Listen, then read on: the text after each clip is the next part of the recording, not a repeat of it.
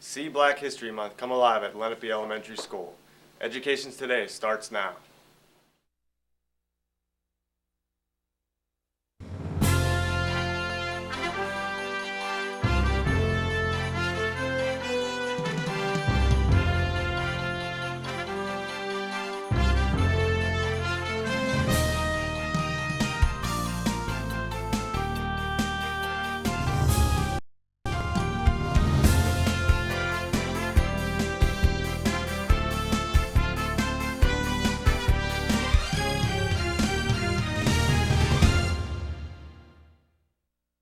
February is Black History Month.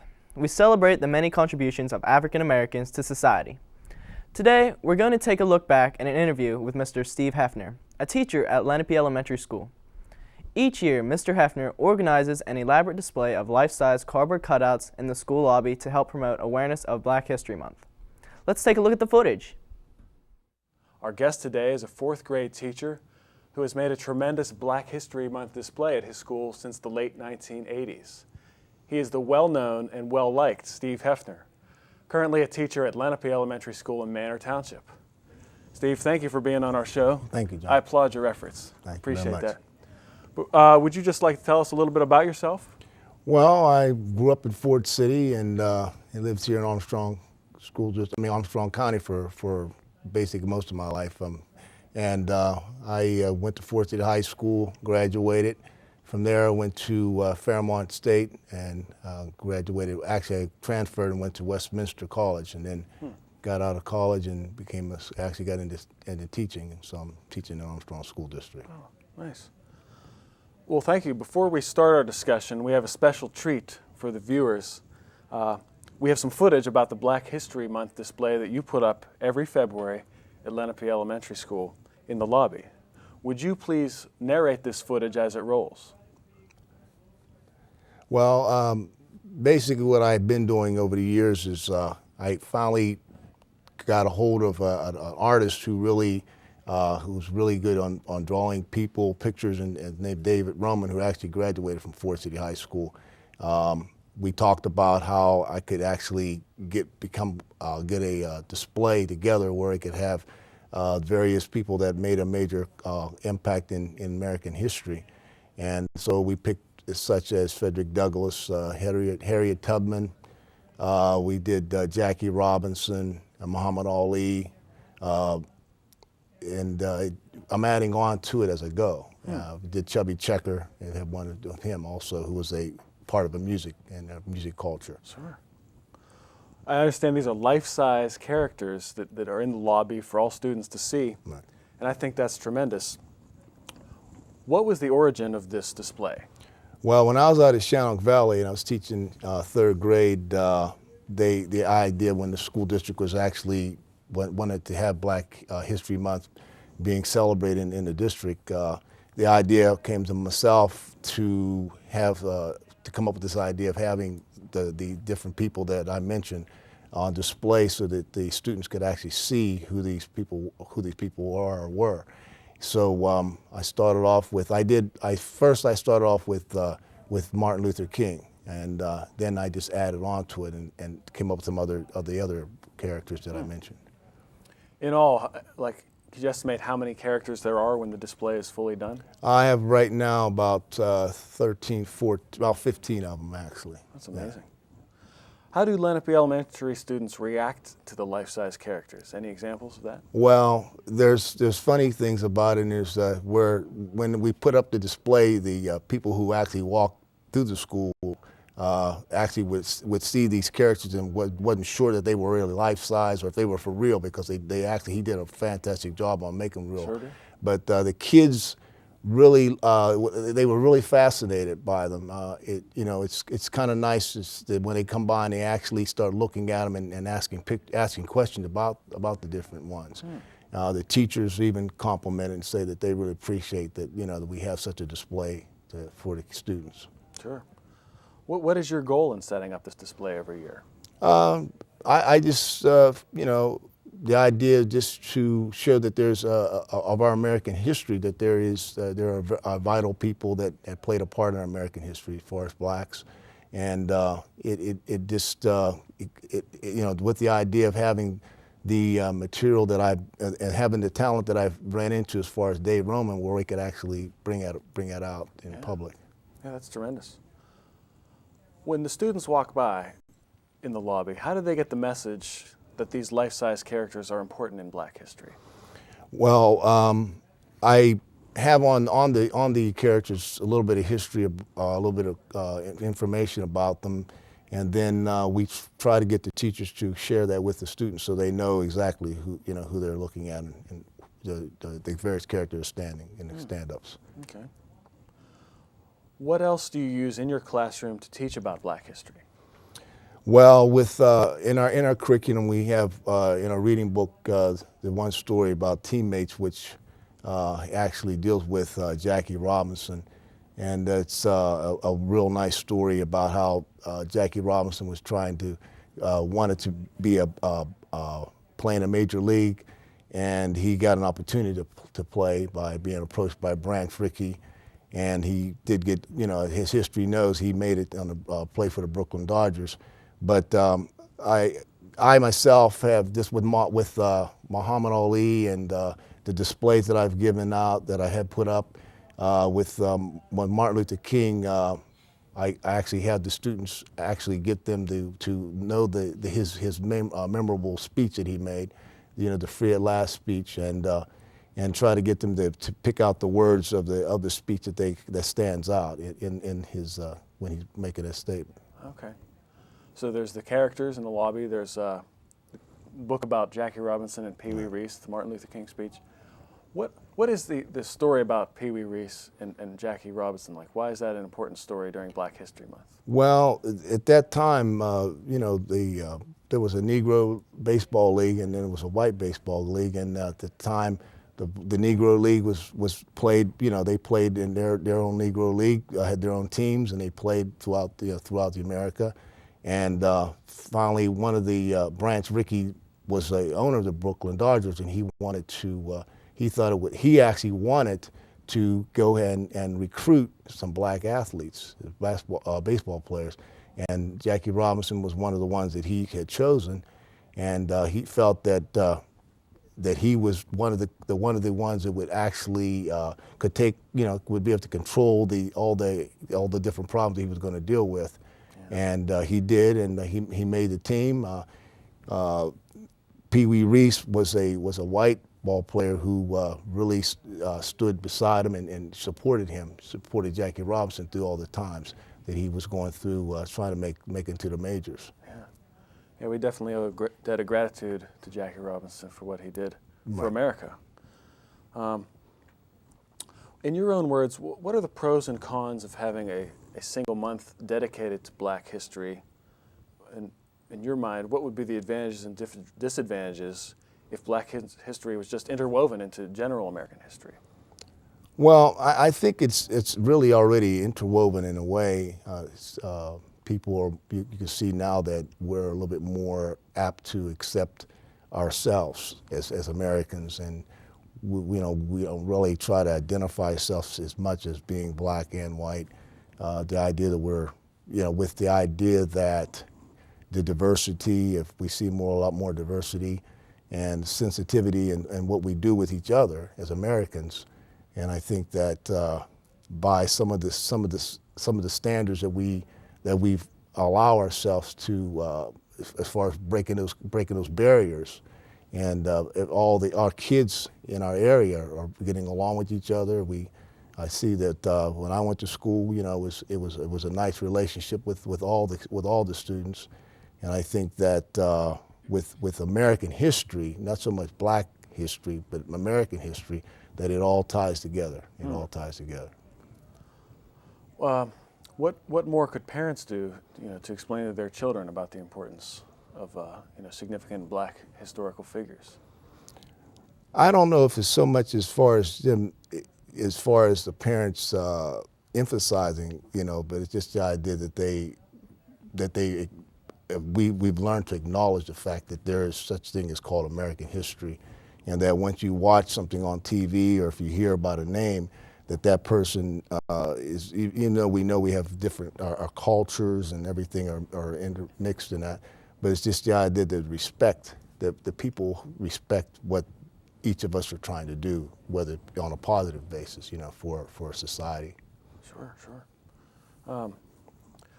At Armstrong School District, we do a variety of things to teach students about Black History Month. Just at, for instance, Katanning Township Elementary and Elderton Elementary, the classrooms choose famous Black individuals and study their lives. People such as Martin Luther King, Crispus Attucks, Shirley Chisholm, Ruby Bridges.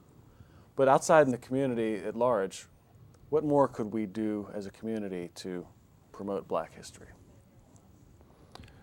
Well, I think that right now we're acknowledging it more, and even within the as far as in the curriculum, a lot of the books that we have in our libraries talk about all talk about Black history, about Black culture. Even the movies that you see where you're showing that there are Blacks that can play major roles in movies, and they're actually reaching those and getting those awards and getting their accolades for what they've accomplished as far as success as being a major actor or major actress. And then not only just in sports, but we're starting to, they're seeing that there's so many different avenues that we've met. We've actually went out and touched and did well with and show success. Well, I'm going to turn it towards the personal nature now. For you, what was it like, going to Ford City High School back in the 1970s? Was Black history taught then, and were there any early pioneers at Ford City High School? I don't really remember any Black history being taught when I went to school when I went to Ford City. I don't even really say that during the civil rights movement, a lot of things were going on that we only heard about it on the TV. It wasn't really a lot going on in our local community as far as the diversity, as far as the separation of Blacks and whites. Because we went to the school, the kids that I knew, we all got along real well. I mean, I played basketball for Ford City, and it was nice. It was just a nice atmosphere. You never felt like there was any kind of a indifference that I ever remembered. I've heard that a lot about Ford City. That just there were many different ethnic populations because of PPG, right? And it was really not an issue. I think that's a model to look up to. And one thing from when we were talking before, I understand that you were once in charge of a youth social hall that kind of illustrated that concept, where you had the chance to meet people from all over the world, different ethnicities. Can you give me some background on this, and what did it teach you? Well, what happened, I had tried to open up a youth center in Ford City in Armstrong area. And I had a actual hall where it was for teenagers to come in and to socialize. Well, at the time, they had all the foreign exchange students were going back home, and they were all coming to our area to meet, and then they were going to go to New York and head on back. So at the time when I had this hall, they approached me and asked me could they host this get together, and I got to all the kids from all over the world came, and what was so neat about it was the fact that we all sat down and actually just discussed about all the kids shared their experiences as far as being a foreign exchange student, and they also talked about their different cultures as far as like things that they did that kids in America do, and it was just exchanging notes, and it was really amazing that what I got out of it, that we all looked at each other as one person, and the only way you knew that they were from a different part of the world is when they started speaking. You knew that they were from a different world as far as the country or whatever.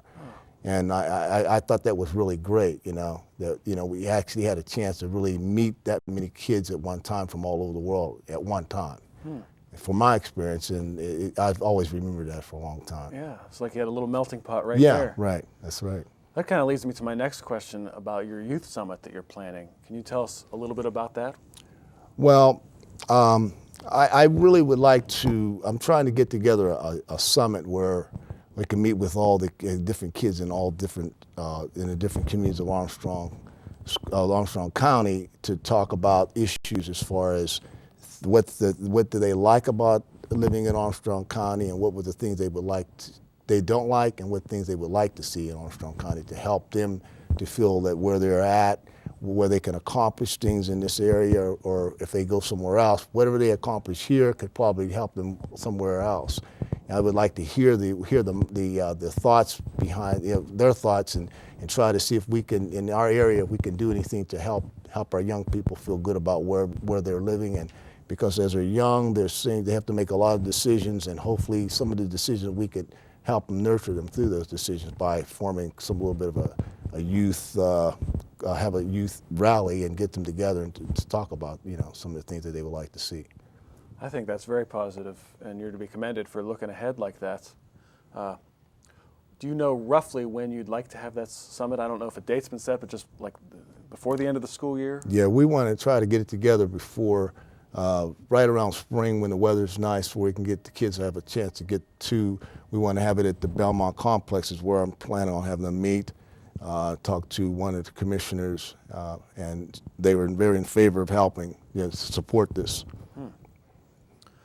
Well, how about a number of students? How many do you hope to attract to the Well, summit? if I could get like representatives from the different schools, like different classes to come and represent like the freshman class or whatever else, have them come in, sit down like we're doing, and collaborate on a lot of different issues, find out where our kids' minds are at on things, and find out what they're looking for, and maybe we could, as the adults and themselves, could work together to try to help them on some of those issues. Okay. Well, do you have any other thoughts about either the Youth Summit or Black History Month that you'd like to share before we close today? No, I just feel very glad that I've been able to do something like this. It's something that I've been doing for quite some time. We've been adding, his name is Dave Roman, and we've been trying to add to this, to our display. My uncle Frank Tolliver, who was a former teacher in Armstrong School District, he himself actually was the pioneer of a lot of this display. He put it off in the Ford City Post Office. He used to put up a major display and every year for a Black History Month. And with him and myself, we kind of just added on to, added on with the display, what he has and what I have, and it's gone, and the people get a chance to see that. Sure. So I'm happy about that. Frank Tolliver was Frank a teacher Tolliver. here at Armstrong School District for a long time. Yeah, he taught at West Hills. Okay. Hills. Mm-hmm. Well, Steve, let me thank you for being on the show. Thank you. I appreciate your time very coming out much. here to talk about this important topic. Well, that's our show for today. Thanks for watching, and thank you, Mr. Hefner, for promoting Black History Month in the Armstrong School District. For more information about the district, visit our website the next time you're surfing the internet. Keep watching.